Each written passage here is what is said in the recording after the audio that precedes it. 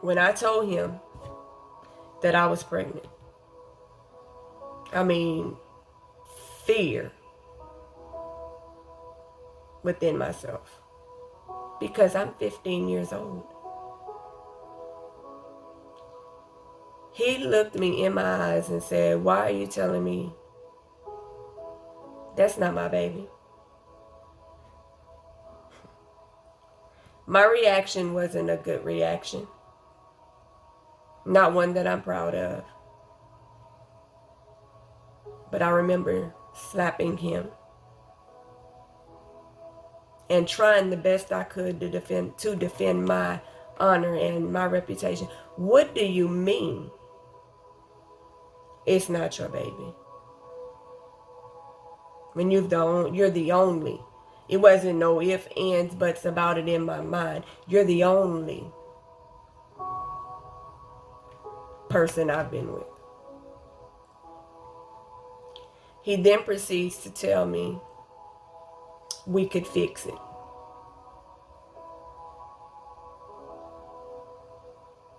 And his suggestion was for me to get rid of our baby. And I stood firm on no, don't believe in it, won't do it. I'm not going to correct the mistake of giving myself to you with the mistake of taking the life of an innocent child. I couldn't live with it, didn't believe in it. It was no bargaining for that. So I stood firm. And his reaction then was he ghosted me. We weren't using that word then, but he ghosted me. When I tell you he stopped receiving my phone calls, he had his sister blocking calls so that I would not, because I was determined that if I have to tell my mom, we're going to tell your parents. But he made sure his sister was screening the calls so that they could not find out. And I was still so afraid to tell my mom that I didn't. I played basketball, a full season of basketball, ran track, a full season of track, pregnant. The only reason my mother found out I was pregnant is because she at the time decided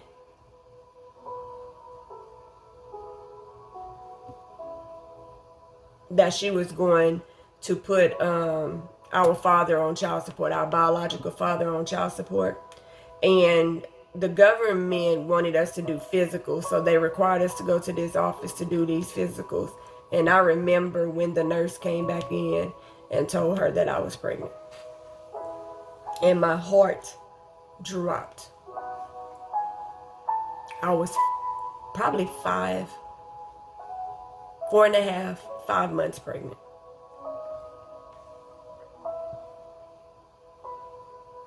And she was disappointed in me. She said, I can't believe this, not my child. And I remember my heart shattering because, remember, I'm watching you do what you do. I'm watching you change before my very eyes. I'm watching you give up on life and give up on us. But yet I was expected to have this perfection about me. That now you're disappointed in me because I didn't uphold to that standard for you. I was already disappointed in myself. But the only thing I needed was my mother. And that's why I was so afraid to tell her, because there was always this perfectionism that I was supposed to walk in. I just needed my mother. And once again, I was left alone. And I remember going home, and I remember my grandmother, most high rest her soul, looked at her and said, I don't understand how you didn't know. your child was pregnant. I knew she was pregnant. She never said a word. Never looked at me different. Never loved me different. Was always there just as she had always been there. And when they didn't want, the whole family, their thing was, I needed to get rid of the baby because it would be easier for me. It would make it better for me. No, it wasn't. And then when I refused to have the abortion, and I mean when I stood up to the whole family, you're not going to make me do anything that goes against my beliefs. I love that baby. I didn't know how I was going to take care. I didn't know then if it was a girl or a boy. I didn't know how I was going to take care of me and that baby, but I loved that baby from the moment I realized the baby was growing inside of me. And I wouldn't have done anything to hurt that baby. So then their suggestion was that I should allow a family member who had been trying to have a baby, that I should give that family member my baby and let them raise my baby. And that was a definite negative for me. How I'm going to grow up in the same city with you, it's better for me to watch you raising my baby. But ironically, the same people that had all these suggestions had watched my brother, my sister, and I go without. Not once offered to assist us in any way as they saw our mother struggle and neglect us, abandon us at times. They never suggested to help me or my siblings, but I'm supposed to trust you with taking care of my baby. It was a definite negative. So my mother, how his parents ended up finding out that I was pregnant was I wrote a letter and mailed it to their house. They were out of town for the weekend, and I knew when they got back that letter would make it there, and that's how they found out. My mother wanted to press charges because, again, I'm 15 now and he's 18. My mother wanted to press charges, but I wouldn't allow that because although I was young, I didn't understand the good that would come out of that, and I hadn't been raped. It could have been inappropriate, but I didn't feel taking her father away from her was the answer. So she insisted that they be involved, that they were going to take me, that he was going to take me to, take us to the appointments, and they were going to assist, of course, with what the baby needed. And that's how we handled that. Being around him at the time was sickening because I felt so alone. A guy that I went to school with, and I remember when I first found out I was pregnant, his mother was my grandmother's nurse. My grandmother was receiving home care, and his mother was my grandmother's nurse. But he went to school with me, and I remember I had to walk home one day. I had missed my ride, and the temperature dropped. So this is like December, January. And the temperature dropped like a cold front pushed through. That temperature dropped immediately. And when I tell you, it had to be in the 20s, 30s. And I lived a good mile and a half at least from the school.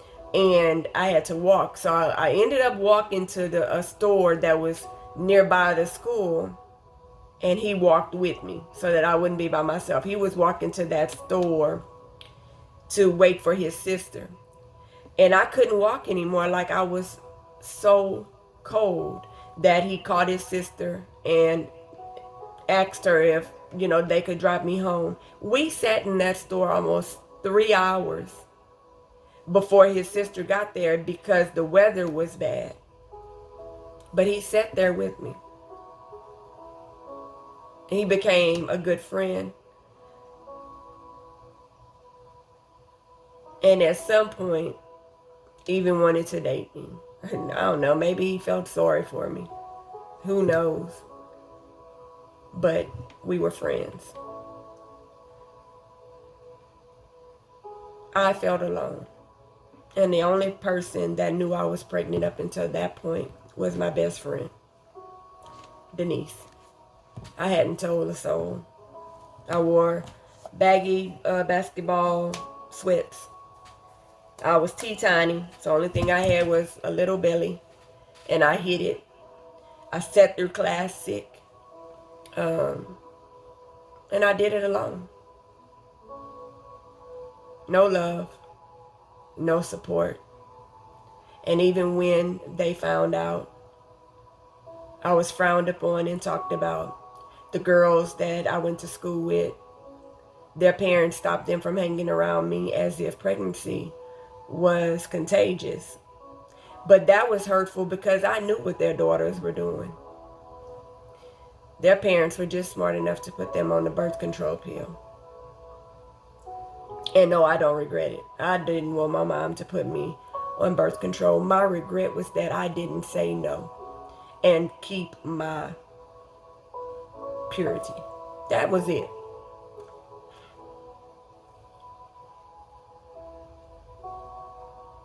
That goes into my freshman year to the end of my sophomore year, the summer before my junior year.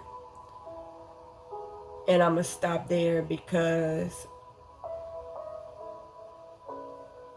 junior year, the start of junior year, adds a whole different scenario of my life. But yes, how quickly our lives change from the decisions we make. I've never been one to blame. I've always been taught to be accountable, so if it was my fault, it's my fault. And I had, at this point,